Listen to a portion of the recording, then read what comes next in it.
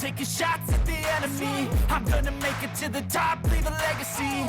If I got something to say, you better let me speak. Turn it up a new Akhir pekan depan, kejuaraan dunia MotoGP kembali setelah liburan dengan MotoGP Austria, di mana Pecco Bagnaia telah meraih 3 kemenangan beruntun dan Marc Marquez belum pernah menang. Mari kita simak sejarah singkat Red Bull Ring. Edisi perdana Grand Prix sepeda motor Austria digelar di sirkuit Salzburgring pada tahun 1971. Dengan pemenang pertama tahun itu adalah legenda Angel Nieto, 125cc, dan Giacomo Agostini, 500cc. Balapan digelar di sirkuit dekat kota Salzburg tersebut hingga tahun 1994. 2 tahun kemudian, pada tahun 1996, Aring, pendahulu sirkuit saat ini, mengambil alih. Dengan kemenangan bagi pembalap Jerman Ralf Waldmann, 250cc, dan pembalap Spanyol Alex Crivillé di kelas utama. Lintasan tersebut telah direnovasi oleh arsitek Herman Tilke untuk memperpendek dan memodernisasi tata letak Österreichring lama. Tetapi setelah 2 edisi, Grand Prix menghilang dari kalender. Hampir 20 tahun kemudian, pada tahun 2016, Austria kembali meraih posisinya di MotoGP dengan Red Bull Ring yang telah direnovasi dan dimodernisasi. Dengan panjang 4,318 km, salah satu lintasan lurus terpendek di kalender, 626 meter, dan hanya 10 tikungan, 7 diantaranya di sebelah kanan, yang bersama-sama dengan lereng besar yang ditawarkan oleh tanah tempatnya berada, menjadikan Red Bull Ring salah satu lintasan paling istimewa dalam kejuaraan tersebut. Fasilitas ini, salah satu yang paling modern dan terawat di dunia, kini dimiliki oleh merek minuman energi Austria. Tak heran jika wilayah tempat sirkuit ini berada, Styria, tempat kelahiran pendiri Kekaisaran, Dietrich Mateschitz, yang wafat pada tahun 2022, juga menjadi lokasinya. Dengan demikian, era modern MotoGP Austria dimulai di Red Bull Ring pada tahun 2016. Dan hal itu terjadi dengan penuh gaya dengan kemenangan pertama dan satu-satunya dalam seluruh karir MotoGP-nya bagi pembalap Italia Andrea Iannone, yang mengalahkan rekan setimnya Andrea Dovizioso melawan segala rintangan di pabrikan Ducatinya. Pembalap penguji Yamaha itu mengambil alih pada tahun 2017, mengembalikan posisi menyalip Marc Marquez di tikungan terakhir, di mana pembalap Spanyol itu telah memimpin. Jika pertempuran itu berkesan, terlebih lagi pertempuran tahun 2018, di mana Jorge Lorenzo bergabung dengannya, di Ducati, untuk mengalahkan Marc dan Dovi hingga garis finish. Sementara itu, pembalap MotoGP asal Prancis, Johann Zarco membahas peluang dirinya bergeser ke tim pabrikan Honda. Zarco menunjukkan performa yang cukup solid hingga balapan ke-12 kemarin. 1 kemenangan sudah dipetik olehnya, yakni pada seri Prancis yang penuh drama. Hasil solid tersebut langsung membuat pria berusia 35 tahun itu menjadi andalan Honda. Dia kini mengumpulkan poin terbanyak ketimbang pembalap Honda lain. Performa menjanjikan ini tak pelak membuat Zarco masuk bursa transfer tim pabrikan Honda. Masih berhasrat untuk menyandang status sebagai pembalap utama, dia pun tak menolak andai dirinya memang diminati oleh HRC. Bagi saya pribadi, penting rasanya untuk menjadi pembalap nomor 1, bebernya. Jadi, pilihan paling logisnya memang bergeser ke HRC. Namun, kondisi bisa berubah kapan saja di Honda, sambung Zarco. Mengesampingkan soal gabung tim pabrikan, Zarco tentu masih mengutamakan timnya saat ini, LCR. Apalagi lingkungan di tim asal Monaco tersebut sangat membuatnya nyaman. Saking nyamannya, Zarco merasa ingin memboyong seluruh timnya andai harus pindah haluan. Pilihan idealnya adalah bertahan bersama LCR, ujar Zarco. Apa yang kami bangun sangatlah bagus. Saya juga harus mempertahankan keseluruhan tim saya. Karena hal itu akan memberikan tambahan waktu dalam fase pengembangan. Di sisi lain, hubungan dengan Lucio Cecchinello juga sangat menarik, tambahnya. Solidnya performa Honda tidak hanya terlihat di pentas MotoGP 2025 saja. Tampil pada Suzuka 8 Hours, akhir pekan lalu, Zarco duduki posisi teratas. Dia menjuarai ajang balapan motor endurance tersebut bersama tandemnya, Takumi Takahashi. Selanjutnya, Zarco akan melanjutkan petualangannya di MotoGP, 15 hingga 17 Agustus mendatang. Meskipun memiliki keunggulan besar di klasemen kejuaraan dunia MotoGP, Marc Marquez menyangkal kemungkinan bermain dengan para rivalnya dan memutuskan di mana dan kapan akan memenangkan gelar MotoGP 2025.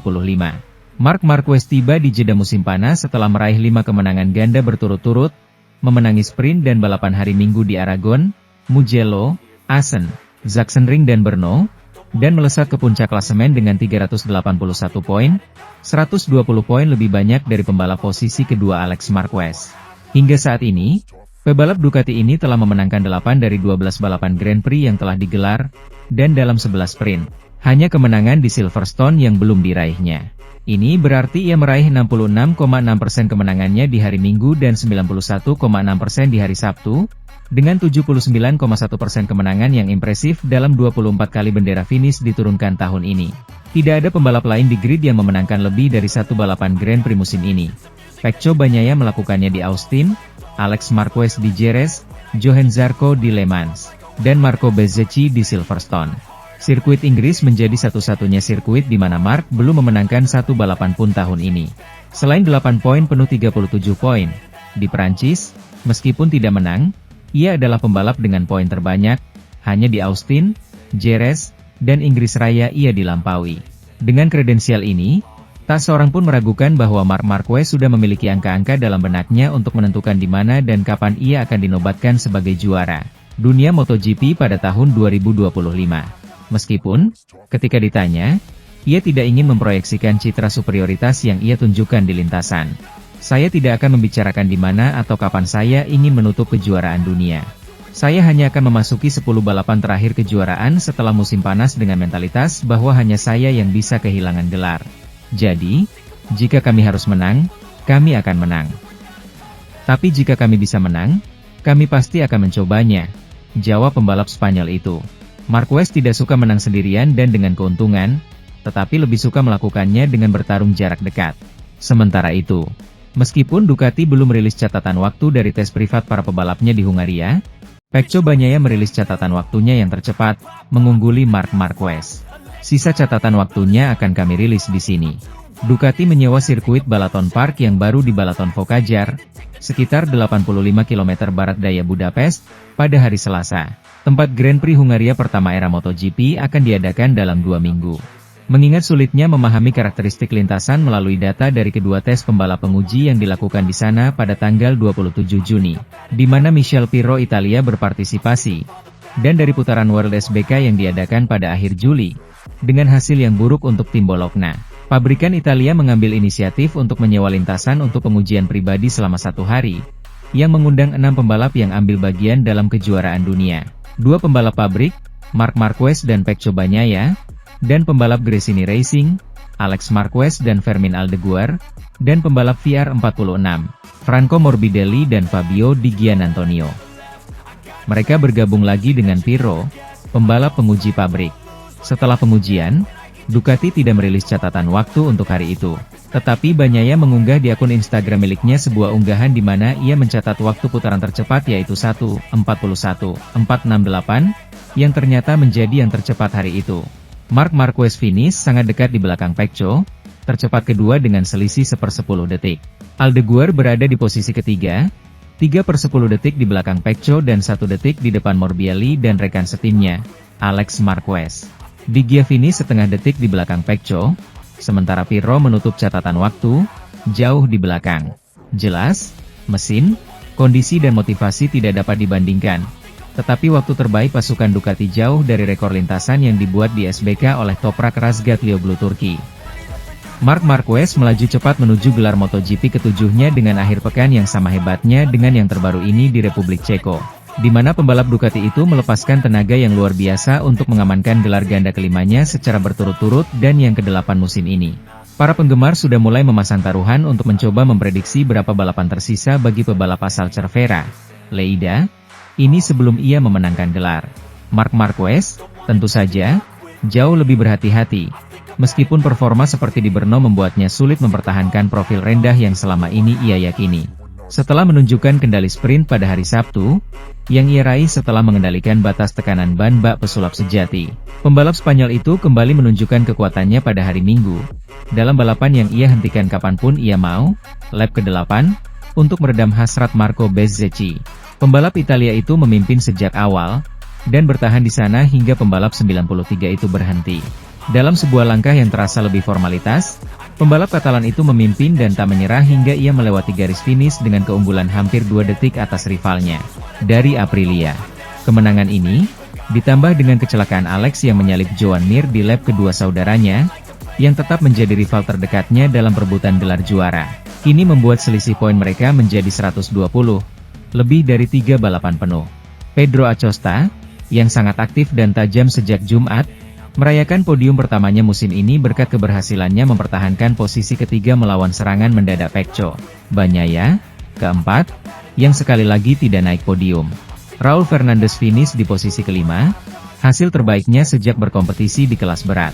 Posisi ke-6 diraih Fabio Quartararo, yang finish 11 detik di belakang sang pemenang dan di depan Jorge Martin, yang finish di posisi ke-7 saat kembali menyelesaikan akhir pekan tanpa masalah dan mencatatkan jarak tempuh yang jauh di atas Aprilia. Fermin Aldeguer memperbaiki performanya dan finish di urutan ke-8, dengan beberapa aksi overtake yang mengesankan. Sementara Brad Binder, ke-9, finish di urutan ke-9. Pol Espargaro melengkapi 10 besar, dengan performa impresif dari pembalap penguji KTM tersebut, yang menempatkan 3 dari 4 prototipenya di 10 besar. Sementara itu, setelah gagal menggaet Jorge Martin, Aprilia, kini Honda harus utak-atik ulang line-up pembalapnya ke musim depan. Dari 4 joki di starting grid MotoGP, hanya Joan Mir yang masih dalam kontrak hingga akhir 2026. 3 lainnya, Luca Marini, Honda, Johan Zarco dan Somkiat Chantra, LCR Honda, selesai masa kontrak akhir tahun ini. Marini yang tadinya terancam tak punya tim untuk 2026 jika Martin masuk Honda, kini punya peluang bertahan di skuad pabrikan Jepang itu. Ia pun akui pembicaraan tengah berjalan. Masalahnya, apakah ia bertahan di skuad utama atau turun kasta ke tim satelit LCR Honda? Pertanyaan itu ada karena Zarco pun berambisi gabung di tim utama meski juga merasa nyaman di LCR. Modalnya besar karena pembalap gaek Prancis itu menjadi rider Honda teratas musim ini. Bahkan sukses meraih kemenangan di home race-nya, MotoGP Prancis. Tim owner Lucio Cecchinello mengakui ingin Zarco bertahan dalam timnya namun saat sama juga menghargai keinginan pembalapnya. Apalagi, katanya, Honda pun sudah memikirkan opsi itu. Di pihak lain, posisi Chantra pun penuh tanda tanya usai kegagalannya memenuhi target pada debutnya di kelas primer. Pembalap Thailand ini kini malah harus menepi karena cedera. Semuanya akan diputuskan awal Agustus nanti bertepatan dengan event Suzuka 8 Hours. Para pemimpin Honda akan berkumpul di sana, kata Cecchinello. Meski sebagai pemilik tim, Cecchinello mengaku keputusan menetapkan pembalap musim depan tidak berada di tangannya. Sepenuhnya di tangan Honda Racing Corporation, HRC, termasuk nasib Chantra, yang bukan saja ditentukan HRC tetapi juga ikut ditentukan sponsor utama Idemitsu. Tak lain karena satu tempat di LCR memang dialokasikan untuk pembalap Asia jebolan Asia Talent Cup. Seperti yang terjadi pada sprint pertama musim ini di Thailand. Marc Marquez berada di luar kisaran tekanan minimum pada ban depan dan harus membiarkan mobil lewat untuk menghindari penalti. Ini bukan pertama kalinya, jadi baik Marc Marquez maupun para penggemar yang mengikuti balapan tidak teringat skenario yang sama. Ducati memimpin, memperlambat dan membiarkan dirinya disalip beberapa putaran, hanya untuk melakukan gerakan menentukan sesaat sebelum akhir dan meraih kemenangan. Marquez memulai di posisi kedua di grid tetapi berhasil naik ke posisi pertama di putaran pertama, meninggalkan Pecco Bagnaia di belakang, yang tidak mampu mempertahankan posisi terdepannya. Dengan 6 putaran tersisa, pebalap Italia itu, yang berada di posisi kedua, jauh di belakang Marc, harus membiarkan dirinya menyalip karena alasan yang sama. Karena ia tidak memenuhi rentang tekanan, tetapi ia melakukannya dengan sangat baik sehingga ia bahkan menyalip pebalap tersebut. Di sisi lain, Marquez mencoba memacu motornya untuk meningkatkan tekanan. Tetapi ketika ia menyadari ia tidak berhasil, ia menunggu pembalap di posisi kedua, Pedro Acosta, dan menempel di roda belakangnya hingga hanya beberapa milimeter. Ketika tekanan meningkat, ia menyalipnya tanpa ragu dengan 1,5 putaran tersisa untuk meraih kemenangan. Di akhir balapan, pengawas balapan mengumumkan bahwa tekanan yang dialami Marc sedang diselidiki, tetapi sang pembalap sudah tahu bahwa ia masih dalam kondisi sehat. Ya, kami berhasil, itu sebabnya saya tersenyum. Saya benar-benar di batasnya, saya merasa nyaman, tetapi kemudian saya menyadari bahwa tekanannya tidak cukup. Saya menekan dengan rem, tetapi terlalu berisiko. Saya tetap sangat dekat di belakang Acosta, dan ketika saya melihat bahwa saya berada dalam jangkauan, saya menekan lagi di 2 putaran terakhir, jelasnya segera setelah turun dari motor.